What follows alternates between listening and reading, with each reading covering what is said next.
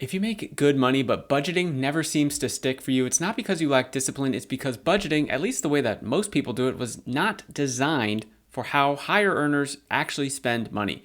Most budgets, they fail within a couple weeks. Let me know down in the comments if that's you. Have you ever done a budget and it's been failed after a couple weeks?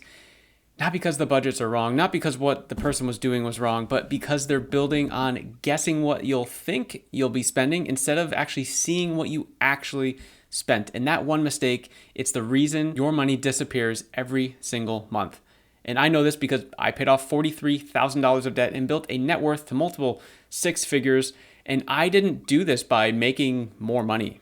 That was not the thing. More income did not solve my problem. I did it by the exact process that I'm going to be showing you in this video. So instead of giving you another budget that you're going to abandon in 2 to 3 weeks, I'm going to show you what actually works for high earners, and it starts with something way simpler. So let me know if what I'm about to say hits home for you. So most budgets start like this. Okay, I think I spend about $800 a week on groceries, maybe $150 for kids' activities. Okay, my utilities is about $300 a month. And that's the problem. We're building a plan on top of guesses. Now, I don't know about you, but when I'm building something, I prefer to lock it in with cement, not grass and this loose sediment, right? Instead, what high earners who want to actually make progress do is they go back 3 months and they look at where every single dollar has been spent. So looking at bank statements, credit cards, literally everything and everywhere that they spend money, and then they categorize it. Now, instead of guessing, you have real data, 90 days worth of data. And this is where it gets interesting because almost everyone has the same realization. I make good money, so why does it feel like I have none left at the end of the month?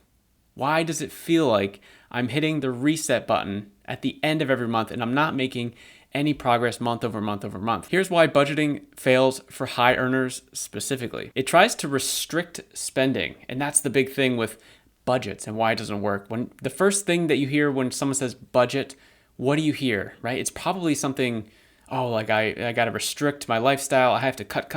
I have to, penny pinch all these different categories.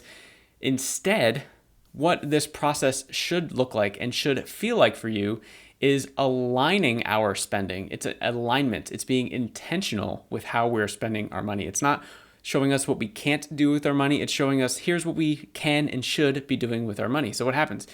You would set a perfect budget, for example. Oh, you follow it for a couple weeks. Then real life hits, right? So you have a busy week, which means, maybe more takeout. You have stress in the household, which, just leads to more convenience spending. And if you have kids, like that's just unexpected costs everywhere. I have 2 kids under 5 myself, so it's like I feel that for sure. But now the budget feels broken, and that's where you stop or whatever. But the truth is the budget didn't fail. It just didn't match your life. It wasn't able to keep up with all the changes that were happening because life is complicated, right? So the shift here, instead of asking, how do I spend less money in all these categories? A lot of the high earners who I've worked with who want to win ask, is my money going towards things that matter to me the most? And this is where I personally unlocked so much in my personal finances where I was doing nothing and then I started budgeting, but then that wasn't working. And it's like, how do I do this? And it's like, well, what do I care about? Let me just try to put money towards that and then, free up some extra money and put it towards the things I care about. And then everything else can put towards financial goals, extra things to move me forward in the game. And this is where the North Star goals comes into play. So you want to write down the things that actually matter to you. So health, time with family, financial freedom, paying off debt, traveling, whatever is important. Life goals, financial goals, non-negotiables, right? And then you ask one simple question: does my spending reflect this list? And most of the time it doesn't, and it won't, and that's okay, because if this is your first time doing it, it definitely won't. It definitely won't. So we just have to get over the idea that I won't be perfect for now. But every month is a new opportunity to improve the process and continue building on it. Now, this is where everything else changes, the next step in the process, the realignment step. You don't want to build a budget from scratch every single month, right? You adjust what already exists. So for every category that you went through and you said, okay, I'm spending this amount of money in each of the categories over each of these 3 months, you want to decide three words here. More, this matters, and I should be putting more resources towards this thing.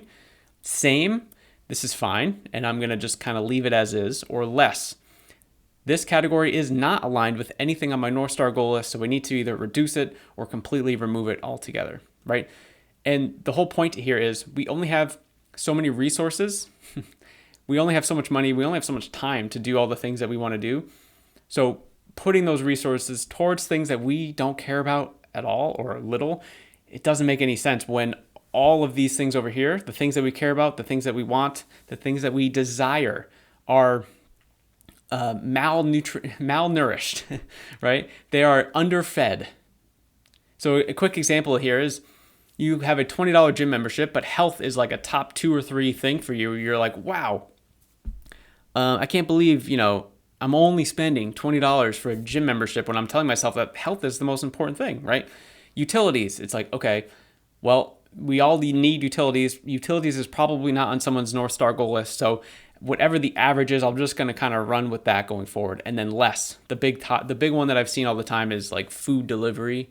It's not usually on someone's North Star goal list. So that's something that we would just reduce or completely cut and then realign that money towards, say, health and fitness in the examples that I've been giving, right? So now here's the key. We're not cutting spending just to cut it.